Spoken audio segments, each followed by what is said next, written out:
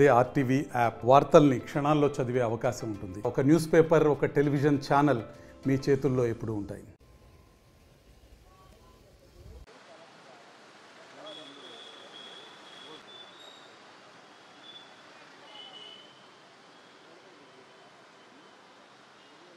జిల్లా వ్యాప్తంగా కూడా ఇప్పుడు వాతావరణం మారుతున్న పరిస్థితుల్లో విష జ్వరాలు, అదేవిధంగా కొంతమంది అనారోగ్య పాలైన హాస్పిటల్కి బారులు తీపుతున్న పరిస్థితి ప్రకాశం జిల్లాలో చోటు చేసుకుంది.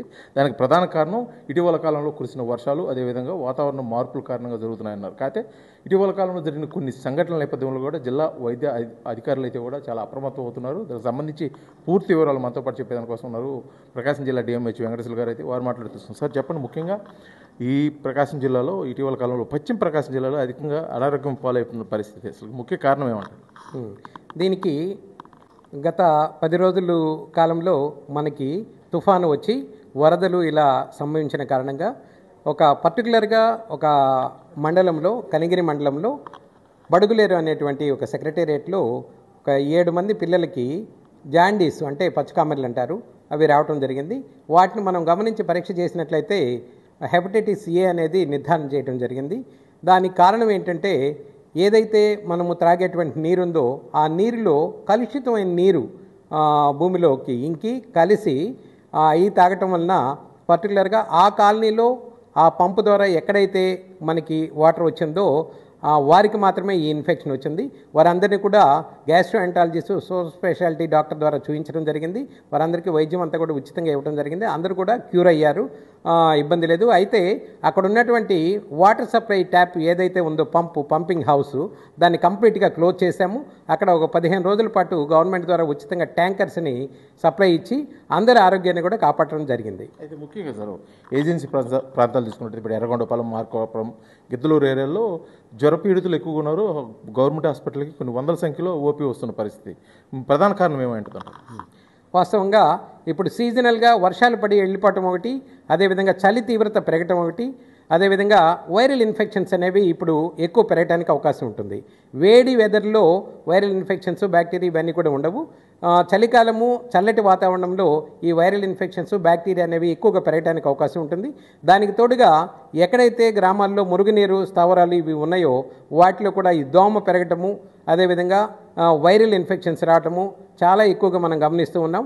గత 1.5 నెలలో మనం గమనించినట్లయితే 36,000 మంది దాకా ప్రకాశం జిల్లా మొత్తంలో, ఎక్కువగా పశ్చిమ ప్రాంతంలో, అదేవిధంగా అర్బన్ ఏరియాల్లో ఎక్కువ మనకి జ్వరాలు నోటిఫై చేయడం జరిగింది.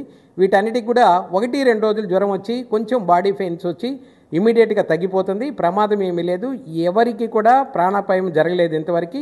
అందరికి కూడా పూర్తిగా ఉచితంగా పరీక్షలన్నీ నిర్వహించడం, మందులన్నీ ఉచితంగా ఇవ్వటం, తగినటువంటి ఐఈసీ యాక్టివిటీస్ చేయటము. మనకి సబ్ యూనిట్ ఆఫీసర్స్ అని మలేరియాకి సంబంధించి ప్రతి డివిజన్లోనూ 18 మంది దాకా మనకి ఉన్నారు. అందరూ కూడా విరిగా యాక్టివిటీస్ చేస్తూ జాగ్రత్తలు తీసుకుంటూ ఉన్నారు.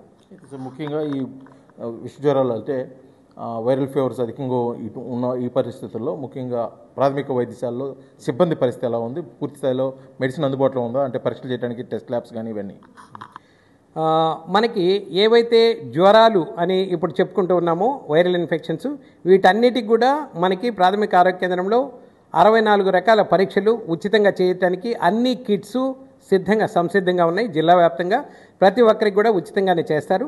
అదేవిధంగా పరీక్షలు చేసి నిర్ధారణ చేసిన తర్వాత ప్రతి ఒక్కరికి కూడా మందులన్నీ కూడా ఉచితంగా ఉన్నాయి. అన్ని రకాల మందులు మనకి ప్రతి పిహెచ్సిలోను, అదేవిధంగా ప్రతి విహెచ్సిలోను, విలేజ్ హెల్త్ క్లినిక్లో ఉన్నటువంటి 64 పిహెచ్సిలు, అదేవిధంగా 538 విహెచ్సిల్లో అన్నీ సిద్ధంగా ఉన్నాయి.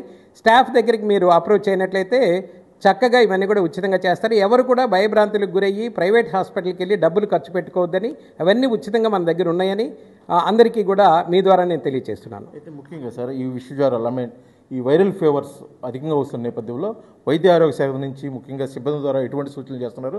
ముఖ్యంగా పబ్లిక్ తీసుకోవాల్సిన జాగ్రత్తల మీద ఎటువంటి ప్రయత్నాలు చేస్తున్నారు? అంటే వాళ్ళకి తెలియజేసే విషయంలో ఎటువంటి జాగ్రత్తలు తీసుకోవాలనేది ప్రధాన అంశం.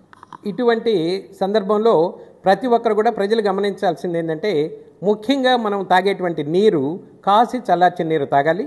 అదేవిధంగా ప్రతి గ్రామంలో కూడా పంచాయతీరాజ్ శాఖ తరపు నుండి గౌరవ కలెక్టర్ గారి ఆదేశాల మేరకు క్లోరినేషన్ చేసినటువంటి నీటిని మాత్రమే తాగాలని చెప్పి, ప్రతిరోజు కూడా క్లోరినేషన్ చేయాలని చెప్పి, ట్యాంక్స్ అన్ని కూడా క్లోరినేషన్ చేసిన తర్వాతే గ్రామాల్లో సప్లై ఇవ్వాలని చెప్పి సూచనలు జారీ చేస్తున్నారు.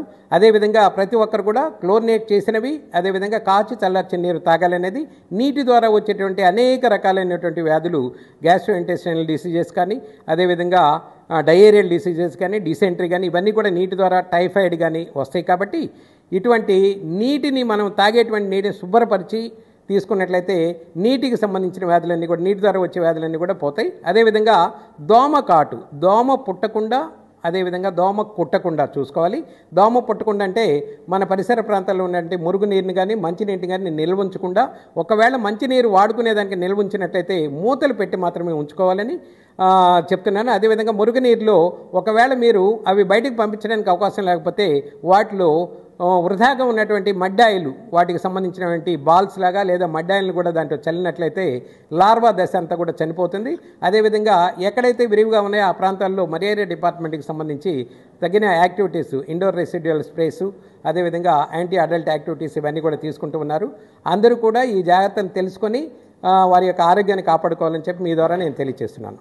ఇది మొత్తానికి కూడా జిల్లా వ్యాప్తంగా ఉన్నటువంటి జ్వరాల నేపథ్యంలో వాతావరణంలో వచ్చినటువంటి మార్పుల నేపథ్యంలో వస్తున్న అనారోగ్య సమస్యలు అయితే ప్రజలు అప్రమత్తంగా ఉండాలి. అదేవిధంగా కూడా వాళ్ళు తీసుకోవాల్సిన జాగ్రత్తలు, ముఖ్యంగా మంచినీరు విషయంలో కూడా కాచి చల్లార్చిన నీళ్లు తాగాలి. అదేవిధంగా ముఖ్యంగా దోమల ద్వారా వచ్చే జ్వరాల వల్ల జాగ్రత్త పడుతూ, ముఖ్యంగా దోమ పుట్టకుండా, అదేవిధంగా కుట్టకుండా జాగ్రత్తలు తీసుకొని పూర్తిగా వైద్య ఆరోగ్య శాఖ ఇస్తున్నటువంటి సూచనల మేరకు ప్రజలైతే ఉండాలి. అప్పుడే ఈ అనారోగ్య సమస్యల నుంచి అయితే దూరంగా ఉండవచ్చు అని చెప్పేసి కూడా డిఎంహెచ్ఓ వెంకటేశ్వర గారు తెలియజేస్తున్న పరిస్థితి అయితే ప్రకాశం జిల్లా నుంచి కనిపిస్తుంది. వీడియో జర్నలిస్ట్ లక్ష్మణ్తో శ్రీనివాస్, ఆర్టీవీ, ఒంగోలు, ప్రకాశం జిల్లా. తెలుగులో ఫాస్టెస్ట్ న్యూస్ యాప్ ఇప్పుడు కొత్త అవతారంలో 5 సెకండ్లోనే పూర్తి వార్తా సమాచారం మీ చేతిలో. సోషల్ మీడియా ట్రెండ్స్ మీ కళ్ళ ముందుకే live TV and voice search options తో ఇప్పుడే డౌన్లోడ్ చేయండి. యాప్ లింక్ డిస్క్రిప్షన్ లో ఉంది.